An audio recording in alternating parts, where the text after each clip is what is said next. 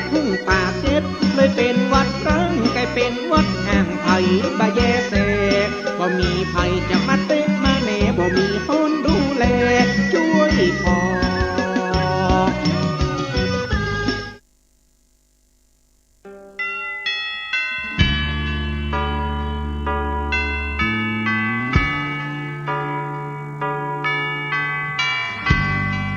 ต่อได้ไปขอเชิญรับฟังธรรมะยามแรงจากตุเจ้าวัดทุ่งตาเก็บตำบลงานอำเภอสันทรายจังหวัดเชียงใหม่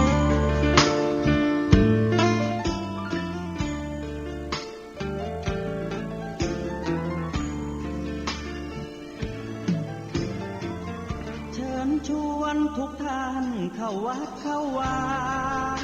ฟังธรรมะจากหลวงตาเสริมชีวาให้สุขสดใสยึดมั่นหลักธรรมคำสอนขอยกมือ10 นิ้ว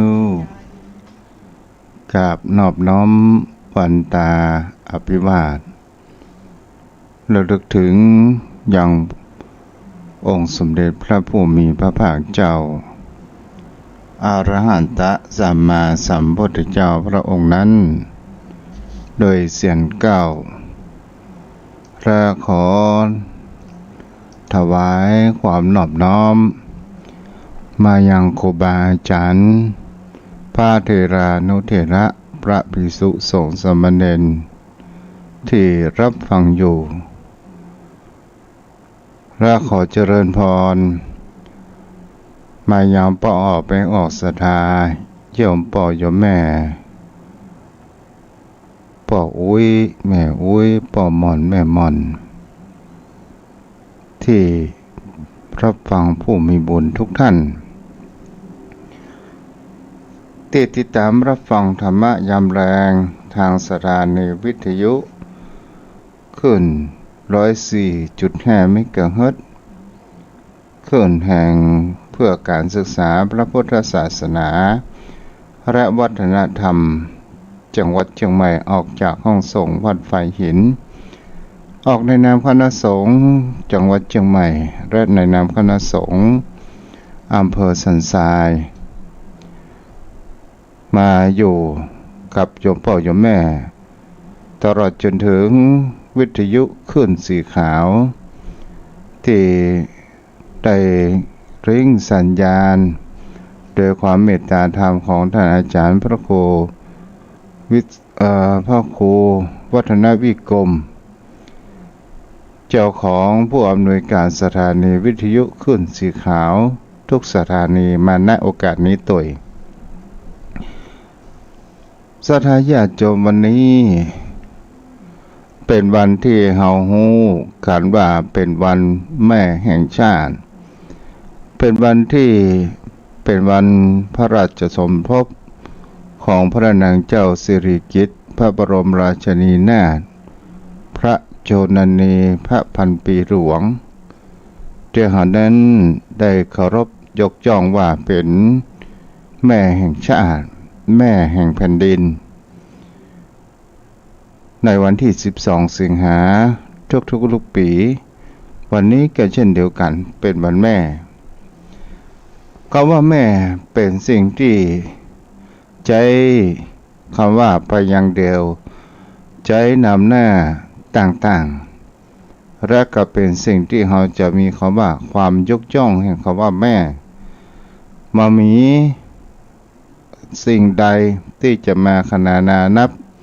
เปรียบเทียบนั้นได้ฉะนั้นโยมพ่อโยมแม่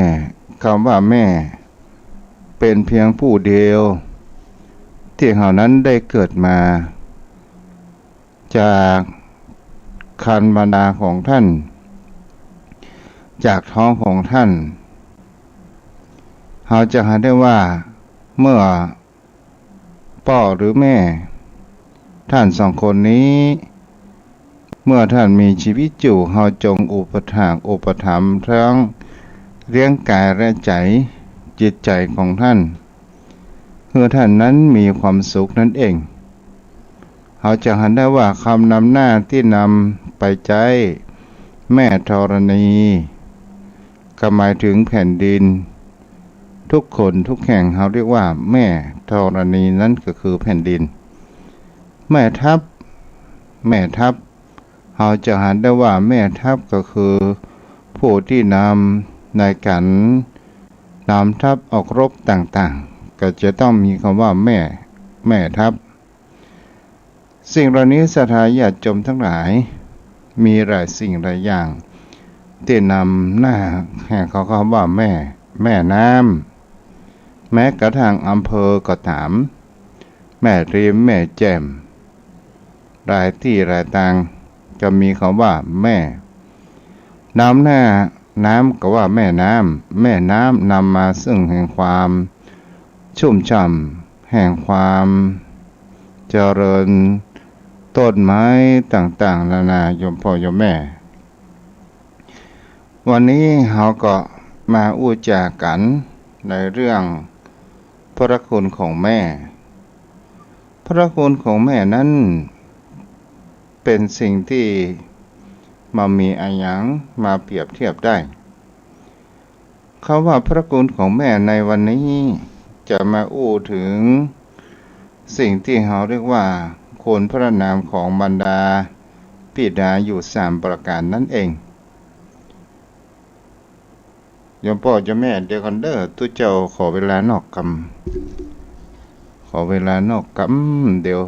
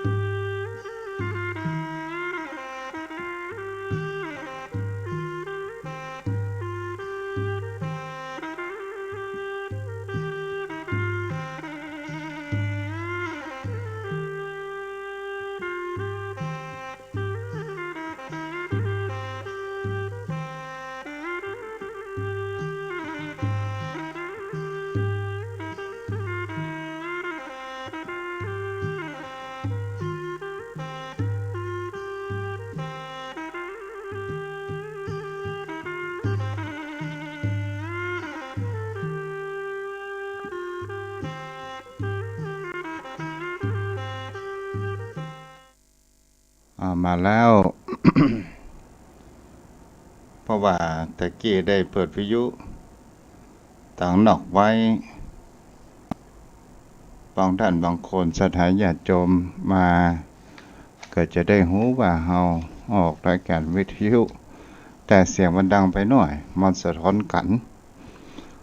สัญญามันดีเลย์กันเนาะเอาละโยมพ่อโยมแม่วันนี้เฮาก็มาอู้มาจาเกี่ยวกับเรื่องพระคุณของบรรดาบิดาก่อนที่จะเข้าไปสู่แห่งคำว่าพระคุณของบรรดาบิดา3ประการนั้นเฮาก็มาวิเคราะห์ในการดูแห่งว่าวิถีชีวิตของคนเฮานั้นจะหันได้ว่าเฮานั้นมาดีเพราะมีบุญอยู่ดีเพราะมีคุณไปดีเพราะมีทุนมาดีเพราะมีบุญศรัทธาญาติโยมทั้งหลายในการคำว่าเฮามีบุญในการที่เฮาจะได้เกิดมาเป็นแห่งความเป็นมนุษย์บุญที่เฮาเกิดมานั้นมีอาการ32ประการนั้นครบสมาคมเกิดขึ้นแล้วจะหันได้ว่ามาดีเพราะมีบุญกุศลของคนเฮานั้นทำมามันมีความแตกต่างกันไปบางคนนั้นเกิดมามีผิวพรรณผ่องใสวันแนบผิวพรรณงามดีหน้าตาหล่อเหลาเป็นผู้หญิงก็มีความสวยงามเกิดขึ้นนี่ก็เพราะว่าเฮานั้นได้ทำบุญมาในแต่ชาติปางก่อนในการบุญรักษาศีลแล้วก็เป็นสิ่งที่เราจะหันกันได้ว่ามาดีเพราะมีบุญที่เราเกิดมาโดยการที่เรามีพ่อมีแม่ครบอยู่ทั้งสองท่านความเกิดมาเป็นมนุษย์นั้นเป็นสิ่งที่หาได้ยาก บางคนเฮาจะได้ว่าเกิดมาเพราะมีบุญคนที่มีทรัพย์สินเงินทองอยู่มากมายหาเงินหาทองในการที่มีชีวิตเป็นราชการมีทั้งบริวารคบค้าสมาคมก็เพราะว่าเฮามีบุญในการให้ทานเกิดมาเฮามีเป็นผู้มีความเฉลียวฉลาดมีปัญญาในการคิดการอ่านนั้นอย่างฉับไวก็เพราะว่าเฮามีบุญในการเจริญภาวนาในอดีตชาติของคนเฮานั้นมาอยู่สม่ำเสมอนั่นเองคำว่าเกิดมาเพราะมีบุญศรัทธาญาติโยมทั้งหลายบุญญาวาสนานั้นเป็นสิ่งที่คนเฮานั้นแข่งหากันยากแต่บางคนนั้นได้ทำบุญในการให้ทานได้มีการชักชวนผู้คนอื่นได้ให้ทานแต่ตัวเองนั้นบ่ได้ให้ทานการหมายถึงว่าบุคคลนั้นเกิดมามีผู้คนบริวาร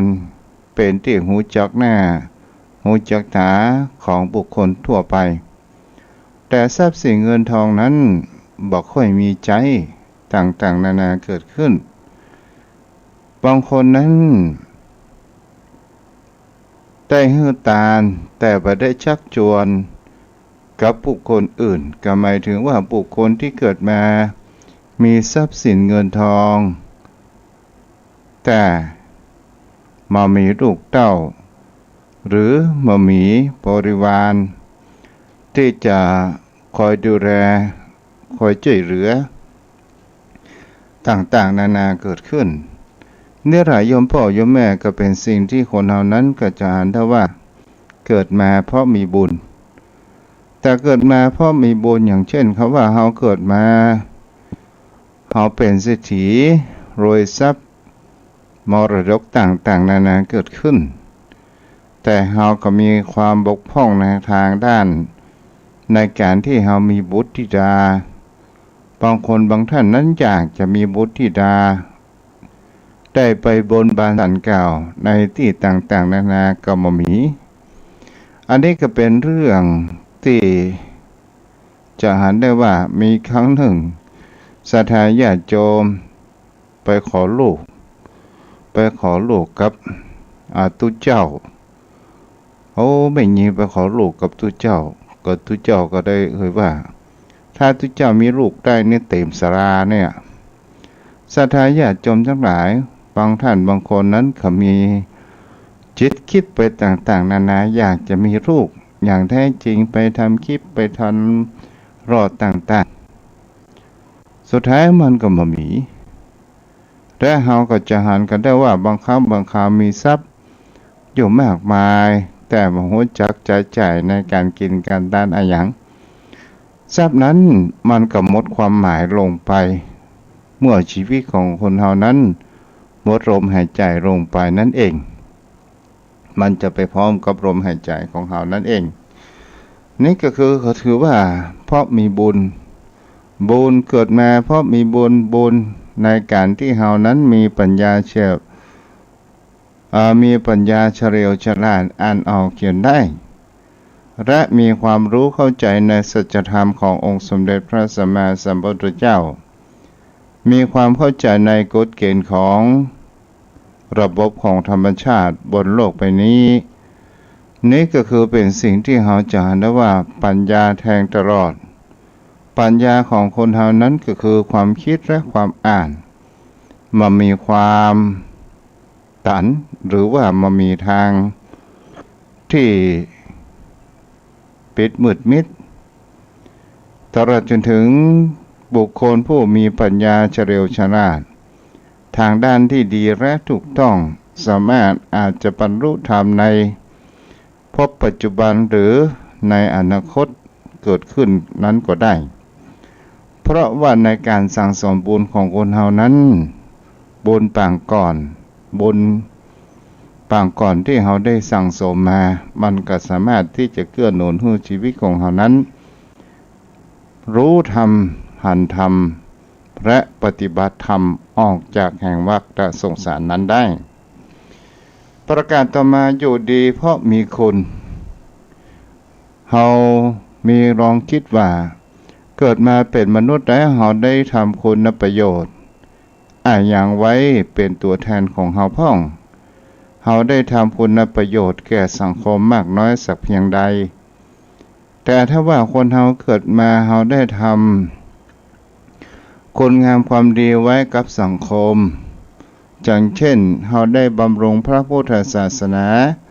เฮาได้มีส่วนช่วยเหลือในสังคม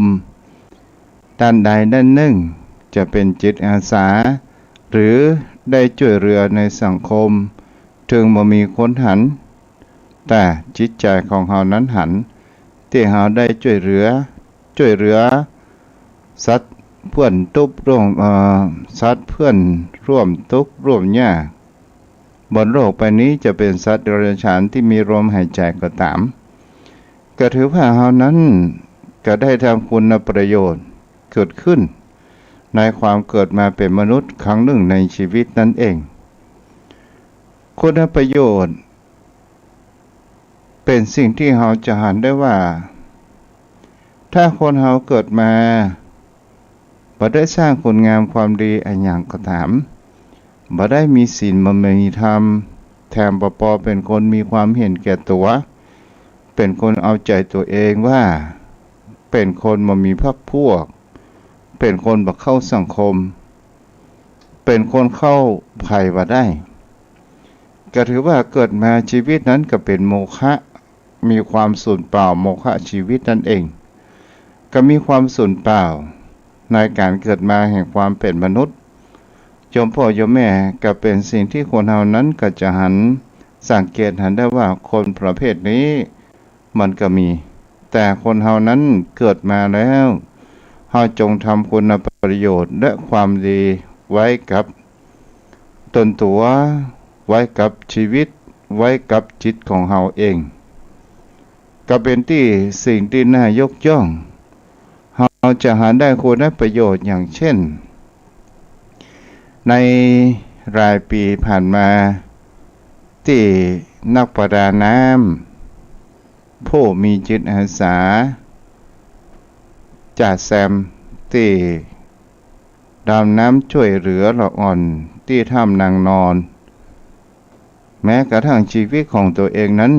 ก็มีความเสียสละได้จะเห็นได้ว่าเขานั้นก็ได้ทำคุณประโยชน์ปัจจุบันนั้น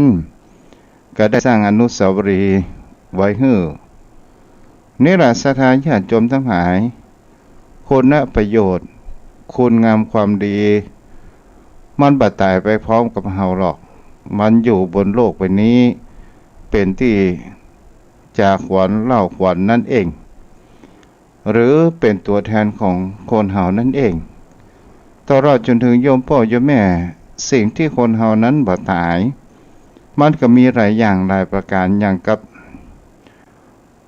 หลวงพ่อคูณเฮาจะหันได้ว่าทำไมหลวงพ่อคูณเป็นคนผู้มีประโยชน์เป็นเทพเจ้าแห่งเมืองโคราชล่ะก็เพราะว่าหลวงพ่อคูณนั้นมีความเห็นแก่ตัวและเป็นคนที่ประสังสมทรัพย์ใดๆสิ้นเมื่อได้ทรัพย์สินเงินทองมานั้นก็ได้สร้างโรงพยาบาลตำรวจและอื่นๆหลายอย่างหลายประการด้วยกันเรียกว่าคุณประโยชน์อย่างปัจจุบันที่เราจะหันปรากฏแหมรูปหนึ่งก็คืออย่างกับหลวงพ่อพระพยอมที่เจอเหลือคนตกด้วยยากทำการทำงานในวัดตลอดจนถึงที่เฮายอมหูแหมก็มีอยู่มากมายผู้ปิดทองหลังพระทางด้านต่างๆทางด้านการเผยแผ่ทางด้านพัฒนาทางด้านจิตใจทางวิปัสสนาจารย์หลายอย่างโยมพ่อโยมแม่ที่ยังมาได้นี่ก็คือคุณประโยชน์คุณประโยชน์ที่มันเกิดขึ้นอย่างกับบ้านเฮาโคบาเจ้าศีลธรรมเป็นที่เล่าขานกับลูกกับคน เช่นลูกเช่นหลานมาจนถึงปัจจุบันนี้และก็จะสืบไปในการเล่าขานแห่งตำนานของครูบาเจ้าศีลธรรมนั่นเองที่ได้สร้างหัวถนนหนทางขึ้นดอยสุเทพอย่างนี้เป็นต้นโยมพ่อโยมแม่ก็เป็นสิ่งที่เราจะหันกันได้ว่าอยู่ดีเพราะมีคุณไปดีเพราะมีทุนทุนในที่นี้ก็คือทุนบุญกุศลโยมพ่อโยมแม่เราได้สร้างทุนต้นทุนแห่งความเป็นทุนทรัพย์มากมายต่างๆนานานั้นในครั้งเฮามีพละกำลังได้แรงยามหนุ่มเฮาได้สร้างฐานะเฮาหาเงินหาทองมาจนเจือและเฮาได้สร้างบ้านสร้างจองซื้อที่ดินสร้างบ้านสร้างจองและขยายครอบครัวเพราะว่าเฮามีทุนทรัพย์อันเกิดจากการความขยันอันเกิดจากการความข่มจิตข่มใจและเกิดความภาคเพียรในสิ่งที่เฮากระทำสิ่งที่เฮานั้นชอบมันก็สามารถที่จะนำพาเงินทองนั้นมาสร้างฐานะรากฐานของคนเฮานั้นได้และมีความมั่นคงเกิดขึ้นแต่ทรัพย์ภายในน่ะเฮาได้สร้างไว้หรือไม่เปิ้นฮ้องว่าในชีวิตของคนเฮาควรจะแสวงหาทรัพย์ภายในทรัพย์ภายในที่นี้ปัจจัยหมายถึงทรัพย์สินเงินทองหมายถึงสิ่งที่มันเป็นบุญเป็นกุศลนั้นก็คือสิ่งที่มีความสบายใจความสบายใจก็คือบุญกุศลอย่างพ่อที่เป็นความสบายใจอย่างเช่นเฮาได้ฟังน้ำฟังธรรมฟังคติฟังกันโอกันจาของครูบาอาจารย์ของพระสงฆ์องค์เจ้าแต่ละตนแต่ละองค์นั้นเฮาได้มีคติธรรมและมีความข้อคิดและเกิดมีความเข้าใจในสัจธรรมในหลักธรรมและก็จะทำให้เฮานั้นมีจิตใจผ่องใสและมีความสบายใจเกิดขึ้นตัวนี้แหละเป็นทุนเป็นต้นทุนที่เฮามีความเข้าใจเมื่อเฮามีความเข้าใจในชีวิตอย่างดีแล้วก็นำมาแห่งปัญญและเฮาจะนำพามาแห่งการกระทำในที่นี้ถ้าเฮามีทรัพย์ตามที่เฮาทำได้อย่างเช่นเฮามีทรัพย์ทางเป็นปัจจัยเงินทองเฮาก็ทำบุญตามที่เฮาทำได้แต่ถ้าว่าเฮามีทรัพย์มากมายแต่เฮามีทุนแห่งคำว่ากำลังอยู่เฮาก็ไปช่วยเหลือสังคมนั่นก็คือการทำบุญเช่นเดียวกันนี่ก็คือทุนศรัทธาญาติโยมทั้งหลายแต่ถ้าเฮายังบ่มีทรัพย์นั้นก็คือง่ายใดก็คือรักษาศีลและถ้าเฮารักษาศีลบ่พอเฮาอยากจะได้ปัญญามันแสวงหาแห่งคำว่าเจริญสมาธิภาวนาตัวเจริญสมาธิภาวนานั้นโยมพ่อโยมแม่ถ้าบุคคลใดสู้รบกับแห่งจิตสู้รบแห่งเทวบุตรมารหรือว่ามารที่อันเกิดจากจิตจากใจที่มันขัดขวางในการที่เราจะไปเรียนรู้เราก็จัดมันออกได้อย่างเช่นคนเรานั้นถ้าจะไปที่ไหนไปทางด้านบุญกุศลมันจะมีมารผจญมาอยู่เสมอ1มักอ้างว่า2มีความคิดความอ่านต่อเถียงในสมองนั่นเองจะไปทำไมและไผมาอยู่บ้านอยู่จองไผจะพอลูกพอหลานและใครจะเรียกเอาเข้าหื้อแม่หื้อแมวมันอ้างสะปะสะปันนี้ก็เรียกว่า เทวบุตรมารหรือว่ามารในจิตใจนั่นเองที่มันถกเถียงกันนี่แหละโยมพ่อโยมแม่ก็เป็นสิ่งที่คนเฮานั้นจะหันกันได้ในความที่ว่าเฮาต้องมีทุนคนเฮาบ่มีทุนเฮาก็บ่สามารถที่จะแยกอิหยังได้โยมพ่อโยมแม่เฮาก็ลองมาสังเกตดูว่าเฮาบ่มีทุนในการที่เฮาจะปลูกผักปลูกไม้มาฮู้เฮาจะไปเสาะกล้าพันไม้อะอย่างต่างๆนานาก่อนที่จะไปเสาะกล้าพันไม้ก็กึดถึงหาตี้ตี้เฮามีก่อนั่นก็คือต้นทุนของเฮาตี้ของเฮานั้นมีก่อเมื่อเฮามีตี้แล้วทุนของเฮาน้ำมีความสะดวกสบายหรือไม่เมื่อน้ำมีความสะดวกสบายเฮาจะคิดไปถึงต้นทุนเฮาจะเสาะอย่างมาพรวนดินถ้าเฮาปลูกผักเล็กน้อยก็ต้องเสาะหาขบกถ้าเฮาปลูกมีไร่ใหญ่ๆเฮาก็จะต้องจ้างรถไถพรวนไผ่อันนี้ต่างๆนานาเกิดขึ้นแต่ถ้าว่าเฮามีพร้อมทุกสิ่งทุกอย่างนะโยมพ่อโยมแม่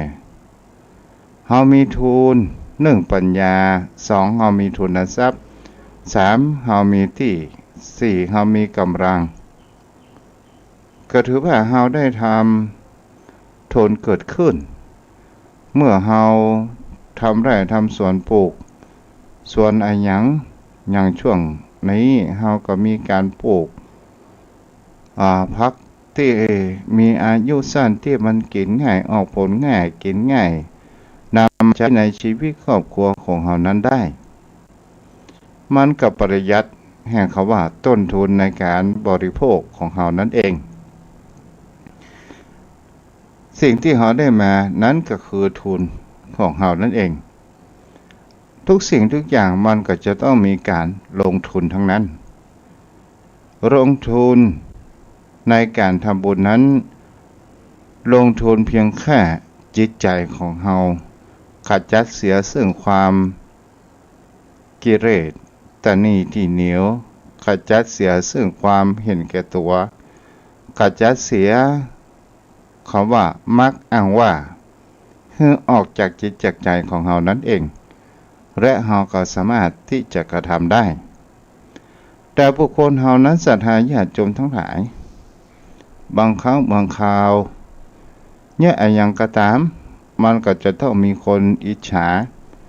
อย่างเวลาเฮาปลูกอย่างก็ตามบางท่านบางคนเป็นเพื่อนเป็นฝูงชอบพูดเล่นว่าจะเอารถ10 ล้อจอดทางใดฮะเฮาจอดนี่หยังก็เนี่ยก็จะเอาปะฟักปะแตงที่สู่เขาปลูกเนี่ยเอารถมันจะเข้ามาได้ก่อนอย่างนี้เป็นต้นเนี่ยอย่างมากก็ต้องมีอุปสรรคปัญหาที่บั่นทอนจิตใจของคนเฮานั้นเองแต่เฮาจะฟันฝ่าไปได้หรือไม่แห่งคำนึงอะไรโยมพ่อโยมแม่ก็มาถึงแห่งคำว่าคนของบรรดาปิดาอันมีอยู่3ประการด้วยกันพรหมติมาตาปิตโรบรรดาปิดาชื่อว่าเป็นพรหมของบุตรธิดาบรรดาปิดาเป็นพรหมของบุตรธิดาพรหมในที่นี้ก็คือพรหมวิหาร4เมตตาความรักความสงสารความอินดูและก็ความยินดีและก็วางจิตใจเป็นกลางเมตตามุทิตาอุเบกขาเมตตากรุณามุทิตาอุเบกขาโยมพ่อโยมแม่เฮาจะหันได้ว่ามารดาบิดาคนใดพ้องที่จะจังลูกถึงลูกจะดีหรือเร็วจะร้ายอย่างใดก็ตามนั้นมันก็คือลูก ลูกจะใหญ่จะน้อยอย่างใดก็ถามในสายตาของพ่อแม่ก็คือว่าเป็นละอ่อนอยู่ตลอดเวลานี่ก็เป็นสิ่งที่ประจักษ์เกิดขึ้นโยมพ่อโยมแม่บางครั้งบางคราวพ่อแม่สอนลูกว่ากล่าวเพราะว่าพ่อแม่นั้นได้เป็นผู้ผ่านร้อนผ่านหนาวและมีประสบการณ์นั้นมาก่อนนั่นเองนี่ก็เรียกว่าพระพรหมของลูกของบุตรธิดาโยมพ่อโยมแม่เป็นสิ่งที่คนเรานั้นก็จะหันแต่ว่าแม่นั้นมีความรักให้กับลูกมากกว่าชีวิตเท่ากับแก้วตาและดวงใจของท่านนั่นเองโยมพ่อโยมแม่บางครั้งบางคราวภัยบุบภัยตีลูกพ่อแม่นั้นก็มีความปวดร้าวในจิตในใจมีความทรมานอยู่มากเฮาอู้กันง่ายมากที่สุดอย่างเช่นลูกไปชกตีต่อยไปชกมวยแล้วบังเอิญพ่อแม่นั้นบ่ชอบในการลูกเต้าไปชกมวยเพราะอะไรอย่างเล่าก็เพราะว่าเนื้อหนังบางสานั้นเป็นของท่านก็มีความทรมานในจิตใจเช่นเดียวกันบางสิ่งบางอย่างศรัทธาญาติโยมทั้งหลายถ้าว่ารักลูกเหมือนสมัยโยมพ่อโยมแม่ถือว่ามีคุณประโยชน์อย่างแท้จริงก็คือสอนลูกนั้นมีความลำบากเพราะอะไรอย่างพ่อแม่ถึงสอนแบบนี้ก็เพราะว่าอนาคตนั้นเราจะไปได้ความลำบากแต่ถ้าว่ามาสมัยยุคนี้การเป็นส่วนใหญ่พ่อแม่ส่วนใหญ่มามีเวลาที่จะเลี้ยงลูกของตัวเองใช่มีความรักในลูกบางท่านบางคนนั้นไปฝากปู่ย่าตายายเป็นผู้เลี้ยงและดูแลบังเอิญปู่ย่าตายายนั้นก็มีความรักในตัวของหลานมากเกินไปเอาอกเอาใจมากเกินไปแต่ประเทศสอนแห่งความลำบากให้กับหลานหรือพ่อแม่บางครั้งบางคราวมีงานทำอยู่มากมายก็เพื่อบ่ให้ลูกนั้นมายุ่งกับตัวเองมากก็เลยเอาโทรศัพท์นั้นจ้องให้เมื่อตั้งแต่เล็กๆน้อยๆหันว่าละอ่อนนั้นอยู่หนิมง่วนได้หันแห่งในมือถือในทีวีอย่างใดก็ตามแต่มันมีทั้งผลดีและผลร้ายผลดีตอนระยะแรกก็คือลูกนั้นนิ่งบอกโกกหวนแต่ต่อมาลูกเริ่มจะเป็นสมาธิสั้นมีความเบื่อหน่ายมีความกล้ามีสมาธิมั่นคงในสิ่งที่ตนกระทำเอาอู้ไปไว้แล้วก็คือความเบื่อหน่ายแก้เวยของเราอ่อนในยุคสมัยนี้แล้วพ่อแม่นั้นบ่ได้สอนแห่งคำว่าความยากลำบากสิ่งที่จะได้มาเพราะว่าพ่อแม่ในยุคปัจจุบันส่วนใหญ่ก็ไปทำงานการเป็นส่วนมากที่จะเลี้ยงลูกด้วยตัวเองก็มีต่างบ้านนอกบ้านนาห่างไกลเวียงที่มีอาชีพเกษตรกรรมทำไร่ทำสวนนั้นอยู่ลูกเต้าสามารถยังมีคำว่าได้รู้แห่งความลำบากความยากเย็นกว่าจะได้เงินทองอะไรอย่างมานั้นนี่แหละศรัทธาญาติโยมทั้งหลายมันก็แตกต่างกันอยู่จุดนี้นั่นเองและก็เป็นสิ่งที่เราศึกษาลงไปเห็นว่าการที่คนเรารักลูกถ้าเราเลี้ยงเหมือนดังเทวดาสักวันหนึ่ง เขาจะอาจเป็นนายตนตัวของเฮานั้นได้ เพราะว่าลูกเทวดามันก็คือเรียงอย่างประงบประงมลูกเทวดาแต่ถ้าว่าเฮาเลี้ยงลูกอย่างมีเหตุผลก็ถือว่าเฮาได้สอนสิ่งที่เป็นมารยาทเบื้องต้นสิ่งที่มีความรับผิดชอบสิ่งที่มีความรับผิดชอบทางด้านการศึกษาความรับผิดชอบความกตัญญูก็คือการปลูกฝังอบรมบ่มเพาะของเฮานั่นเองนี่ก็ถือว่าเฮาจะเห็นได้ว่าพ่อแม่เป็นพระพรหมของโลกเป็นผู้มีความเมตตาเป็นผู้มีความสงสารเป็นผู้แสดงถึงความยินดีเมื่อลูกมีประสบแห่งความสำเร็จและก็วางจิตใจเป็นกลางก็คือบ่เอียงข้างใดข้างหนึ่งที่เฮาว่าอุเบกขาไปเจ้วางเฉยวางเฉยในที่นี้บางท่านบางคนก็ว่าประสนใจหยังวางเฉยในที่นี้ก็คือวางจิตใจให้เป็นกลางๆของเฮานั่นเองหมายถึงว่าเฮาถอนตัวออกมาเฮากบใจปัญญาของเฮานั้นพิจารณาไปในสิ่งที่เฮานั้นศึกษาอยู่กระทำอยู่นั่นเองต่อมาศรัทธาญาติโยมทั้งหลายปุพาจะกาปุพาจริยาติอุจเรบรรดาปิดาชื่อว่าเป็นครูบาอาจารย์คนแรกของลูกครูบาอาจารย์พ่อแม่เป็นครูบาอาจารย์คนแรกของลูกโยมพ่อโยมแม่เฮาจะเห็นได้ว่าเมื่อเฮาน้อย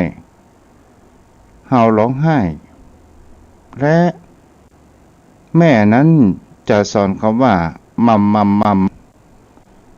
มในที่นี้อาจจะเป็นคำว่าประการแรกสุมาอภัยอาจจะเป็นคำว่าดื่มนมดูดนมหรือใหญ่แม่แหมน้อยมัมกินข้าวมัมตู้เจ้าก็ยังตานอยู่เด้อโยมพ่อโยมแม่กินข้าวตำข้าวกับกล้วยนะก็ยังได้กินอยู่แต่ปัจจุบันมีอาหารเสริมมีนมทรงก็ไปต่างๆนานาแถมประการหนึ่งสมัยแต่ก่อนนี่แม่จะเลี้ยงลูกด้วยนมของตัวเองก็ถือว่าเลี้ยงด้วยนมของแม่นั้นแม่ก็มีความภูมิใจและลูกใหญ่มาก็จะมามีความดื้อด้านแต่ปัจจุบันแม่แทบจะมามีเวลาให้ลูกนั้นได้ดื่มนมกินนมได้กินนมระยะแรกต่อมาก็กินนมทรงนี่แหละศรัทธาญาติโยมทั้งหลายแต่เฮาหันวัฒนธรรมของพี่น้องเผ่ามงจะไปที่ไหนก็ตามต้องเลี้ยงลูกด้วยนมของตัวเองจะไปทำการทำงานก็ถามเอาลูกใส่มัดสไปแน่งไว้ตั้งหลังถ้าเวลาลูกให้ต้องซ่อหาห่มและให้ลูกกินนมนั้นก่อนและก็ไปทำงานต่ออันนี้ทุกเจ้าก็หันสารคดีวิถีชีวิตของพี่น้องเผ่ามงศรัทธาญาติโยมทั้งหลายนี่เฮาก็ฌานกันได้ว่าพี่น้องเผ่ามงบ่เคยเลี้ยงลูกด้วยนมทรงบ่เลี้ยงด้วยนมยุคสมัยปัจจุบันนี่แหละก็เป็นสิ่งที่จะเห็นได้ว่าพ่อแม่นั้นเป็นครูบาอาจารย์คนแรกสอนกินข้าวสอนขับถ่ายนักเบาเฮาจะเห็นได้ว่าสอนเบาพ่อแม่ก็จะแปลงปากชี้ก่อนเนาะถ้าเป็นนักเดี๋ยวพ่อแม่ก็เป็นสิ่งที่เห็นได้ว่าแม้กระทั่งสอนในการเปิ้นเฮาว่าสอนการการจาคนเฮานั้นครั้งแรกคำที่เฮาจะได้ก็คือคำว่าแม่ป่อแล้วก็มีความอ้อแอ2 ขวบ 3 ขวบเช่นเฮาจะได้เป็น จะเป็นคำและจะเป็นประโยคเกิดขึ้นมาเพราะอะไรหยังเพราะเฮานั้นโดนฝึกโดนการสอนจากพ่อจากแม่นั่นเองนี่ก็คือตลอดจนถึงพ่อแม่นั้นสอนหูว่าสิ่งนี้ดีสิ่งนี้บ่ดีสิ่งนี้เป็นประโยชน์สิ่งนี้บ่เป็นประโยชน์อันนี้พระคุณของแม่ข้อที่สองชื่อว่าเป็นครูคนแรกประการที่สามนั้นอาหุนโยจะปุตตานังประชาอนุกัปปะกาก็คือพระองค์ว่าชื่อว่าบรรดาปิดานั้นเป็นพระอาหุนยะเป็นคนที่ควรจะได้รับแห่งการบูชาเป็นคนที่จะได้รับแห่งความยกย่องเกิดขึ้นชมพ่อชมแม่ถ้าถึงเวลาวันเกิดของเฮาหรือวันใดก็ตามถ้าเฮาจะออกจากบ้านจากจองไปที่ห่างไกลขอได้กราบเท้าพ่อเท้าแม่ก็ถือว่าเฮานั้นเมื่อเฮาได้กราบพระและเฮาได้รับพรจากพ่อจากแม่ก็ถือว่าเฮานั้นจะมีความแคล้วคลาดปลอดภัยตลอดจนถึงมีครูบาอาจารย์บางคนนี้จะเชื่อหรือบ่เชื่อก็แล้วแต่โยมพ่อโยมแม่ท่านผู้ฟังเพิ่นว่าถ้าบุคคลใดที่โดนไสยศาสตร์เพิ่นว่าให้อาบน้ำที่ชำระร่างกายของพ่อของแม่แล้วจะหาย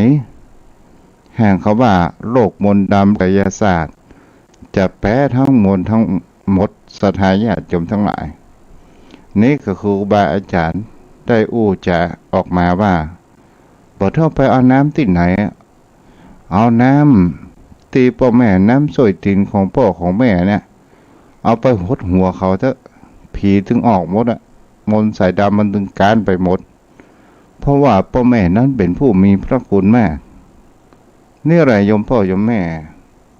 แต่บางท่านบางคนกลับมาดูแลท่านแถมปอนั้นตะคอกด่าว่าไปต่างๆนานาคำว่ากรรมกายกรรมวจีกรรมมโนกรรมสิ่งเหล่านี้น่ะโยมพ่อโยมแม่ถ้าเราทำสิ่งที่ดีต่อมีผู้มีพระคุณเราได้เลี้ยงกายเลี้ยงจิตเลี้ยงใจของท่านผลบุญนี้ก็บ่สูญหายไปไหนจะมีสิ่งที่มาอุ้มชูช่วยเหลือเราตลอดเวลาโยมพ่อโยมแม่ก็ลองสังเกตย้อนไปว่าไผ่พ่องที่เอาใจพ่อแม่จะลองสังเกตว่าเรามีความสะดวกสบายในการที่ทำการทำงานตลอดจนถึงเรามีลูกเราจะถ้อยฟังคำขนาดไหนและย้อนไปแหมเมื่อเรายามมีเป็นหนุ่มเป็นสาวเมื่อเราอยู่กับพ่อกับแม่เราทะเลาะกับพ่อแม่บ่ฟังพ่อแม่และมีอคติต่อพ่อต่อแม่ด่าพ่อต่อแม่และมองมาดูชีวิตของเราปัจจุบันว่าเรามีความสะดวกสบายหรือไม่มีความขัดเคืองในเรื่องทรัพย์สินเงินทองในขัดเคืองในเรื่องการเรื่องงานเพราะเหตุอะไรหยังเพราะเหตุเราบ่ได้อุปถัมภ์อุปถากพ่อแม่เราบ่ได้เลี้ยงกายเลี้ยงจิตนั่นเองวันนี้เป็นวันแม่แห่งชาติในนามของตัวเจ้าก็ถือว่าเป็นลูกเป็นหลานเป็นลูกกัลยาณธรรมของโยมพ่อโยมแม่ท่านผู้ฟังทุกท่านทุกคนที่ได้ให้กำลังใจที่ได้ให้การอุปถัมภ์อุปถากกับตนตัวของอาตมาภาพพระครูไพศาลสุตกรตัวเจ้าปันตุ่งปันป่าปั้นไก่แดนไก่มาตั้งแต่ เริ่มแรกในการออกเผยแพร่ขอโยมพ่อโยมแม่ท่านผู้ฟังทุกท่านทุกคนขอมีแต่สุขภาพร่างกายและจิตใจให้มีความแข็งแรงให้ปราศจากโรคภัยใกล้เจ็บพยาอันตรายต่างๆให้โยมพ่อโยมแม่นั้นได้หันสัจธรรมขององค์สมเด็จพระสัมมาสัมพุทธเจ้าและเป็นทูลที่จะนำพาไปสู่แห่งคำว่ามรรคผลนิพพานในอนาคตการเหมือนกันทุกท่านทุกคนอายุวันโนสุขังพลังเอาละโยมพ่อโยมแม่เลยเวลา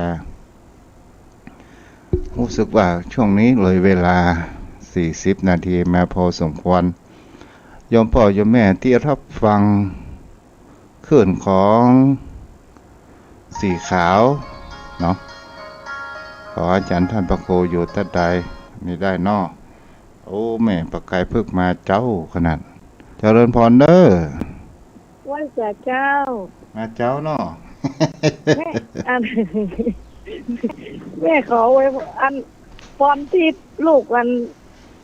อวยพรมาคือขอย้อนไปหาลูกตัวนะเจ้า เจ้าสาธุเด้อ ลูก แม่ ตุเจ้า แม่ขอเป็น แม่ตุนะเจ้า เจ้า วันนี้ อนุโมทนาแม่ประกายพึกเจ้า เจ้า เจ้า ให้กำลังใจ บุญรักษา ท่านนะเจ้า บุญรักษาเด้อแม่เจ้า เจ้าไหว้จ่าเจ้า เจ้าขอบคุณอนุโมทนาตัวเด้อบ่ได้เอ่ยนามท่าน แต่ละท่านแต่ละคนก็ได้อุปถัมภ์อุปถากในความเป็นจู่แต่การให้การช่วยเหลือบางครั้งบางคราวตุได้บอกปูนโยมพ่อโยมแม่เขาก็ได้ให้ได้หอมตลอดจนถึงเป็นที่พึ่งทางด้านจิตใจตัวเนาะ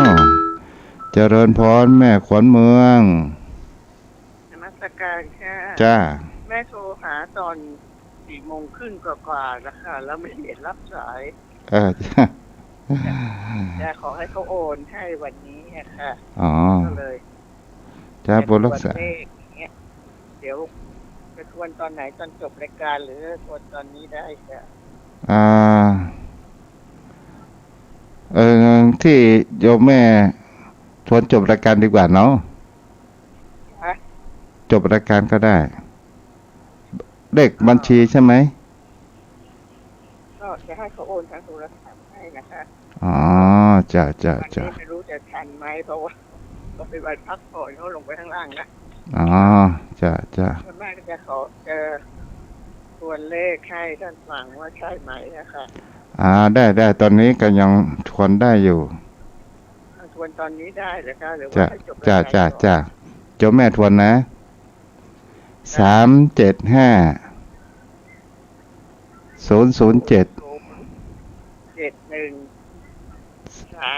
306ถูกต้องแม่ แล้วก็พระครูไพศาล จ้า ต้องมี จ้า อะไร กรุงไทยธนาคารกรุงไทยขอมีเลขบัญชี ชื่อและธนาคารจ้ะโยมแม่เนาะอนุโมทนาบุญเด้อโยมแม่ เดี๋ยวลงพระครูไพศาลนี่ต้องมี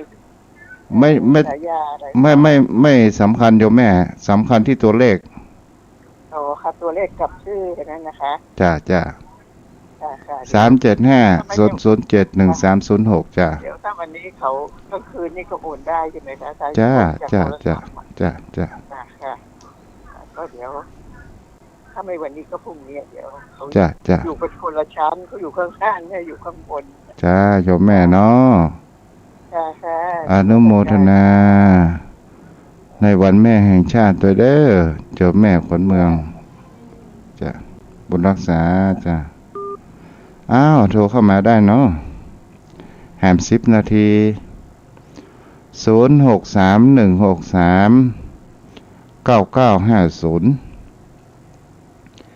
0631639950ใครที่ฟังตั้งใจลองโทรมาเนาะไหว้สาครับหลวงพ่อ พ เบอร์ธนาคารกรุงไทยนะเบอร์เลขธนาคารอะไรพ่อ 375 007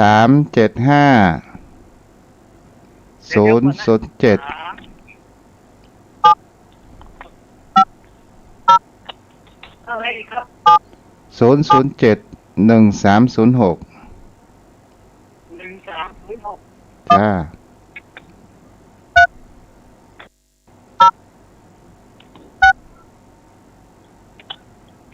จ้าโปรดรักษาเด้อหลวงพ่ออันนี้เพิ่นอยู่เชียงดาวเนาะ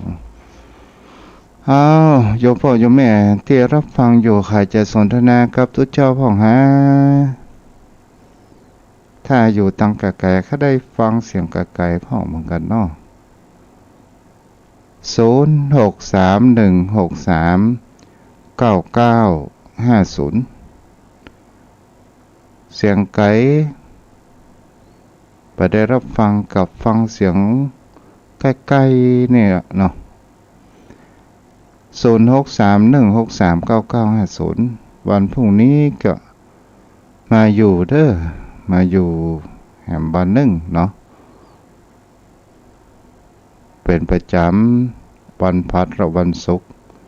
ในเวลา5 โมงเย็นถึง6 โมงเย็นโดยประมาณข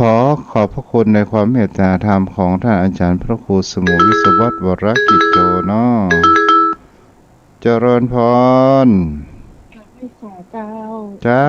อยู่นะเจ้าอยู่หลังกำแพงค่ะ เจ้าฟังแล้วเป็นได้พ้องฮะโยมแม่ได้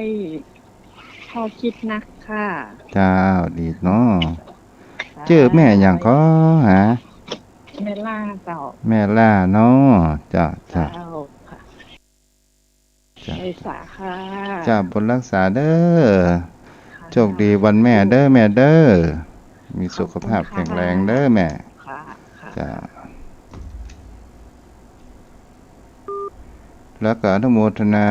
ทางเฟซบุ๊กพ่อนานกำพลดวงดีคนญาติแสนดีคณะริเกบรรเลงเพชรรุ่งอันนี้ก็ต้นก็ได้ติดตามรับฟังอยู่ตลอดขออนุโมทนาบุญด้วยเนาะ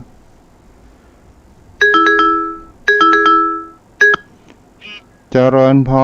รนี่เสียงไก่เสียงจากแจ้โฮมนั่นก็เจ้าจ้าเอาเนี่ยตัวกันนี่ไม่งี้จะดีโอ้ตัวเจ้าก็นั่งรับก็หันฝันหันก็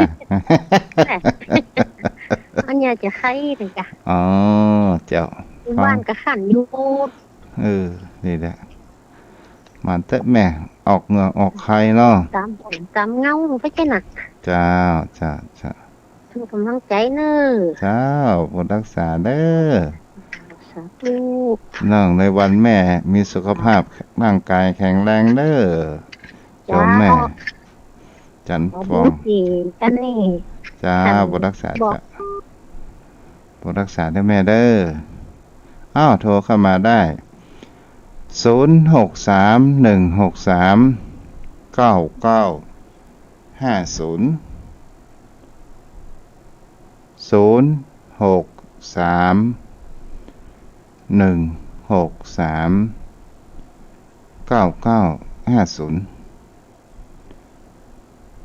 วันเวลาผ่านไปสิ่งที่คนเราควรรักษาก็คือจิตใจของเราเพื่อมีความสดชื่นเบิกบานทำความสดชื่นเบิกบานแห่งจิตแห่งใจนั้นก็หมายถึงกับว่า1เราจะไปเก็บเรื่องของคนอื่นนั้นมาเป็นความคิดเพื่อมันเกิดปัญหาว่าเพื่อจิตใจของเรานั้นเศร้าหมอง2เราจะไปตามใจจิตของเรานั้นเกินไปในอำนาจของกิเลสถ้าเราตามจิตเกินไปเราจะได้รับแห่งคำว่าวิบากกรรมทีหลังเช่นกรรมอู้กรรมจาเอาด่าว่ากล่าวคนอื่นกรรมอู้กรรมจานั้น เมื่อเฮาอู้จาด้วยความโกรธออกไปมันจะกลับมาเป็นนายเฮาทีหลังและจะมีความกินแหนงสุดท้ายเฮาก็จะเป็นทาสของมันนั่นเองประการที่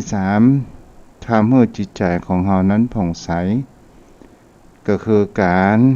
ที่เฮานั้นจะไปยึดมั่นถือมั่นในอารมณ์ที่มันผ่านมาหรือว่า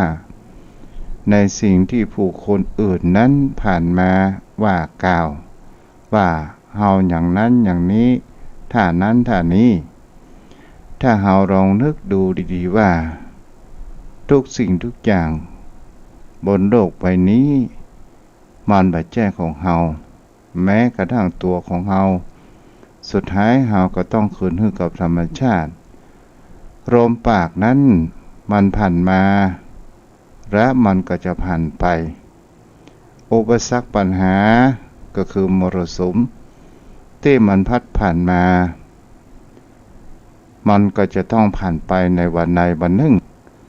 เพื่อทำให้จิตใจของเฮานั้นเป็นศิลาแท่งทึบที่ทนต่อลมต่อฝนต่อแดดเฮาก็คือมีความอดทนนั่นเองก็จะทำให้ชีวิตของเฮานั้นมีจิตใจผ่องใสมันแผ่เมตตาไว้ตลอดเมื่อแผ่เมตตาไปและจิตใจของเฮาก็จะเป็นจิตใจที่มีความอ่อนโยนมีจิตใจเป็นธรรมวันนี้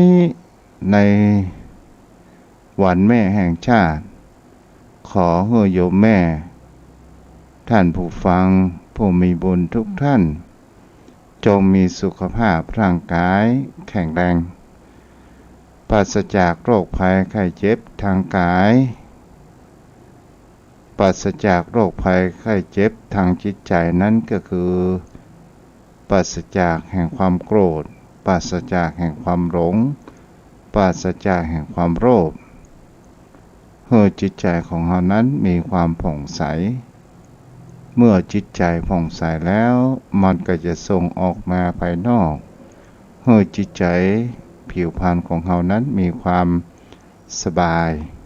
และเราจะได้หูธรรม